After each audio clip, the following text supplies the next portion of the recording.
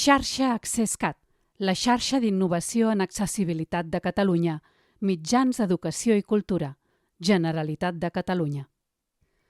Les pinzellades d'AccessCat, el 6x15 de 2026. Materials que funcionen, adaptacions pràctiques per a les necessitats d'aprenentatge. Sergi Grau, Grup de Recerca Digital Care, Universitat de Vic, Universitat Central de Catalunya. Primer de tot, volia centrar quina és la problemàtica que hi ha al voltant d'aquesta pinzellada, i és que a dia d'avui un 20% d'alumnes tenen dificultats d'aprenentatge, ja sigui la dislèxia, discalcúlia o TDAH, i en Espanya un de cada 5 només és identificat a temps. Per tant, els altres 4 tenen un impacte, evidentment, al rendiment acadèmic, però també a nivell emocional i inclús a etapa adulta a nivell de professió, no? de poder tindre feines laborals més altes. Però la situació encara és més dura si no es parteix o es parteix amb menys. Un 35% dels infants i adolescents d'Espanya estan en risc de pobresa o d'inclusió social i als 15 anys van 4 cursos per darrere en rendiment comparat amb els seus companys més afavorits. I a nivell d'alumnat d'origen estranger estem parlant d'un 13%. I també s'ha demostrat que el seu rendiment en lectura i matemàtiques és un curs i mig per sota dels seus companys. Això ens fa buscar estratègies que ens permetin realment acompanyar tot aquest alumnat i fer-ho de manera primerenca. Per fer-ho, hi ha evidència que la resposta a la intervenció és una d'aquestes metodologies. Al final, el seu objectiu és poder avaluar de manera universal a tots els alumnes, poder-los fer-ho de forma recurrent i, a més, durant el curs, acompanyar-los per arribar a tindre aquest èxit educatiu. Es distingeix en 3 fases. La primera, que és l'avaluació, com dèiem, avaluar tot l'alumnat. A partir d'aquesta avaluació en diferents àrees, acompanyar-lo durant el curs i al final del curs reavaluar. I d'aquesta manera estar segurs de quina ha sigut la millora. Al final el que volem no és ficar cap etiqueta, sinó saber quin és el seu rendiment en diferents àrees en funció del promig estadístic per a aquella edat. I amb aquesta avaluació a l'inici o al final del curs podem detectar aquells alumnes que estan molt per sota de l'esperat i, tot i que els hem acompanyat, no han millorat i, per tant, derivar-los a un professional de la salut que pugui fer un diagnòstic. I el mateix passaria per l'altre extrem. Aquell alumnat amb talent, que si no és ben acompanyat, també pot arribar a un fracàs escolar. Però la part que vull parlar avui és la part del mig. És a dir, què fem quan ja coneixem el perfil d'aquells alumnes i com els podem acompanyar de manera personalitzada. Però m'agradaria intuir o matitzar aquesta part de personalitzat, perquè estem molt acostumats a parlar de personalització, a dir que adaptem el nivell de dificultat per a aquells alumnes. Per tant, donem estímuls que els hi permeti anar avançant, cadascú amb el seu ritme acadèmic. Però és igual d'important també conèixer tot el perfil d'aquell alumnat per no només quedar-nos a personalitzar la dificultat, sinó també fer-lo més inclusiu. Per exemple, si un alumne té dificultats lectores, si estem treballant a procediments matemàtics, per exemple, un problema aritmètic, el que no volem és que destini recursos a aquella estona a interpretar què se li està demanant, que realment practiqui la part de processament numèric i càlcul. I per això us poso diferents exemples on veurem com adaptar fitxes que ja existeixen segons el perfil de l'alumnat. Al final estem parlant de disseny universal. Aquesta fitxa que podria ser de primer o de segon de comprensió lectora, el que trobem primer és un primer full al text que s'ha de llegir i en un segon un seguit de preguntes. Com podríem adaptar aquesta fitxa, per exemple, a nens o alumnat amb TDAH? El que podríem fer és fer servir una font que realment sigui gran, a partir de com a mínim 12 de tamany, ressaltar en negreta aquelles parts que realment són importants a treballar amb el vocabulari aquell dia, però també acompanyar-ho, per exemple, de pictogrames que ens ajuden a entendre quina és la pregunta exacta, per avaluar la comprensió lectora del text, no de la pròpia pregunta. Podríem fer també, combinar amb el que deia abans de baixar el nivell i, per tant, si sabem que té més dificultats inicials, amb la lectura el que podem fer és reduir el text. El tipus de preguntes es podran mantenir perquè apareix el que realment volem avaluar, però no li donem tant de context. O inclús es podrien fer fitxes annexes que permeten relacionar visualment aquestes temàtiques que volem treballar. Si fos el cas d'un dislèxic, per exemple, el que faríem és d'entrada ja donar-li aquestes fitxes visuals, seguir mantenint a la mida del text les negretes i els pictogrames a les preguntes, però ja li hem incorporat aquesta variant. Si estiguéssim parlant, per exemple, d'un TEA, en aquest cas el que faríem és afegir-li sobre aquestes adaptacions també pictogrames que ens permeten entendre, o a l'alumne li permet entendre molt més ràpid què se li demana a cada un dels blocs. Si us fixeu, tenim per cada bloc explicatiu o de preguntes un pictograma que li diu què és exactament el que ha de fer de forma visual. I si tinguéssim, a més, diversitat funcional, podríem fer que els tamanys de les mides dels textos i aquests pictogrames fossin molt més grans i en contrast molt més elevat per exemple, dificultats visuals. Un exemple en l'àmbit de les matemàtiques, també a primer i a segon, d'educació primària. En aquest cas seria una fitxa on tenim dos problemes que estem demanant, tenim dos enunciats. Per alumnes de TDAH, per exemple, el que hauríem de poder fer és afegir aquests pictogrames en la part d'entendre l'enunciat. Ens permet identificar molt més ràpid el que ens estan demanant i anar a la part de matemàtiques, que és el que realment volem treballar. Si us fixeu, hem separat en dues fitxes diferents cada un dels enunciats per poder concentrar-se i focalitzar-se en aquella tasca única i no generar distraccions. També és important seguir mantenint, com dèiem abans, la mida del text, les negretes per ressaltar, els pictogrames que ens permeten saber exactament què ens demanen i la part que estem estructurant on hi ha d'haver les respostes, si us fixeu, no ho hem fet tan bonic com l'original, perquè no queda tot molt més rodó, però sí que donem molta més pauta i molta més calidesa exactament a dir quina és la tasca que ha de fer en cada moment i donar espai a l'enunciat de la pregunta, al costat l'espai de resposta. Si tingués, per exemple, discalcúlia, aquí podríem oferir-li fitxes addicionals que pot utilitzar per agilitzar aquest procés de càlcul que en aquell moment, per aquell alumne, és molt necessari. O fitxes de referència per veure si el que està fent realment és semblant o equivalent al que havia treballat anterior. I si parléssim d'adaptació també amb TEA o amb dislèxia, afegiríem, com hem vist abans, aquells pictogrames que ens permeten entendre exactament quina és la tasca que està demanant en cada un dels diferents blocs. Aquests pictogrames, evidentment, podrem fer-los més grans, com veiem abans, i mantenir la coherència, però la idea és que es vagin utilitzant al llarg del curs i entre cursos, perquè així, d'aquesta manera, l'alumne ja sap exactament què ha d'anar treballant a base d'anar executant les mateixes tasques, o el mateix tipus de tasca. Aquest tercer exemple seria per un alumnat de 5è i volem treballar l'accentuació. Veiem que tenim a la mateixa fitxa una part que és la teoria i després ens venen els problemes. Aquí podríem treballar amb alumnat dislèxic, TDAH o TDL, la primera part de la part teòrica, treballar-la una mica més de context. Per exemple, no estem parlant només de paraules agudes, sinó que li fiquem exemples de tots els tipus de paraules perquè tingui el context global i per tant pugui comparar. Però també li visualitzem molt més clarament quan s'accentuen cada un d'aquests tipus. Són fitxes de suport amb activitats o a tasques que han treballat abans a l'aula.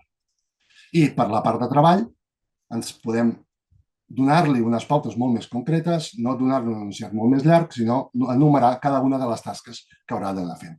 I després generar un tipus de taules que sigui homogènia i que es pugui anar utilitzant al llarg dels diferents tipus d'activitats. Ara hem començat amb agudes, però per les planes sigui el mateix i per les esdrújoles, donant aquesta coherència i aquesta tranquil·litat a l'alumne a l'hora que sap si està fent els processos com l'ha anat aprenent els altres dies. I si tingués en aquest cas TEA, també podríem tornar a introduir, el que dèiem abans, aquests pictogrames que ens permet treballar i donar coherència amb allò que hem anat fent anteriorment. En aquest enunciat, per exemple, veuríem que el segon exercici no caldria adaptar-lo perquè ja és visual i ja dona acompanyament. I en diversitat funcional, en aquest cas, faríem la mida del text molt més gran i el mateix amb els pictogrames. Un quart exemple de biologia o geologia, de primer d'ESO, seria una fitxa d'aquest estil, on tenim la part teòrica també i després les activitats per treballar i podríem treballar adaptacions, per exemple, per TDAH, dislèxia o TEA, on la part teòrica és molt més concreta, separada per blocs molt clarament, amb els diferents colors i una altra vegada tornen a aparèixer aquests pictogrames que ens permet donar el context per entendre realment el que estem llegint. I a l'hora de fer activitats, per exemple, aquí ens planteja que diguem per cada una d'aquestes paraules quina relació faria amb edat o amb massa, per exemple. i diu que ho fem a través d'unes línies de color verd per un cas i vermell per un altre. Al final, realment, aquesta tasca de comprensió lectora de si haig de fer servir el vermell o el verd no té sentit per fer aquesta tasca. Per això ho podem simplificar i dir-li directament què és el que volem que realment treballi en aquesta activitat. I, per tant, fer-ho molt més estructurat, com veiem aquí, amb una taula amb diferents colors i, per tant, seguint un ordre.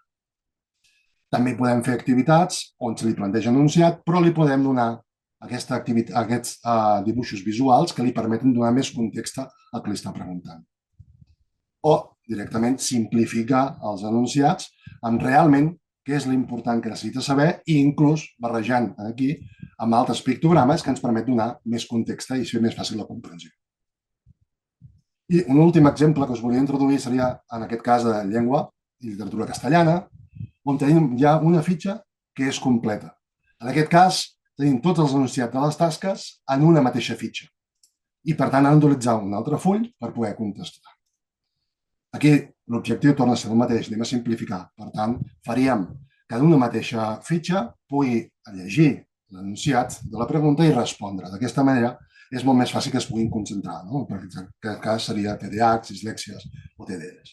El que fem és visualment organitzar per blocs quina és la pregunta i quina és la resposta. I, per exemple, podem introduir quina és una ajuda lingüística de com començaria la frase de la resposta. Realment això no elimina el repte cognitiu que ha d'explicar, de la comprensió del que ha entès. Però sí que l'ajuda, li facilita la via de sortida de la informació que l'alumne ja té al seu pensament i li costa expressar-se.